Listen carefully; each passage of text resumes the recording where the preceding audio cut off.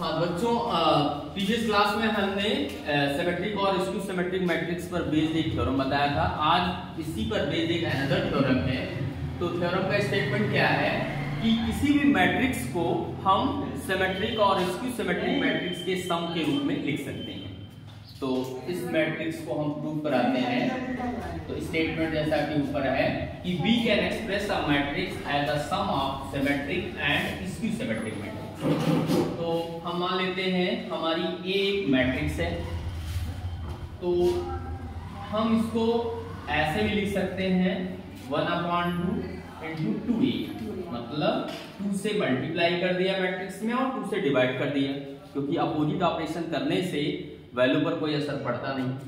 फिर हमको ये पता है, जो थ्योरम नंबर 1 था वहां पर हमने ये प्रूव किया था कि किसी भी मैट्रिक्स और उसके ट्रांसपोज का सम सिमेट्रिक होता है, और किसी भी मैट्रिक्स और उसके ट्रांसपोज का जो डिफरेंस होता है वो स्क्यू सिमेट्रिक होता है। तो चूंकि इसको हमको सिमेट्रिक और स्क्यू सिमेट्रिक में शो करना है, तो यानी कि हमको इसको उसी फॉर्म में लिखना पड़ेगा। तो 2a को हम ऐसा करते हैं, हम a प्लस a डैश और plus a minus a dash के फॉर्म में लिख सकते हैं। कहने का सेंस क्या है, हमने a डैश को ऐड कर लिया और a डैश को हमने सबट्रैक्ट कर दिया, तो वैल्यू पर तो कोई असर नहीं पड़ता, क्योंकि आपको अगर अपोजिट ऑपरेशन करते हैं एक साथ हम, तो वैल्यू पर कोई असर नहीं पड़ता। लेकिन अब इस केस में ये क्या हो गया, फर्स्ट टर्म जो हम ब्रैकेट के फर्स्ट पेयर लिखा है मैंने, तो ये हमारा सिमेट्रिक हो गया और दूसरा पेयर हमारा स्क्यू सिमेट्रिक हो गया।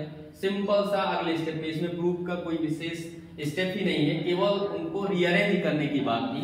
तो इस तरह से हमारा क्या हो गया, half a plus a dash और plus half a minus a dash.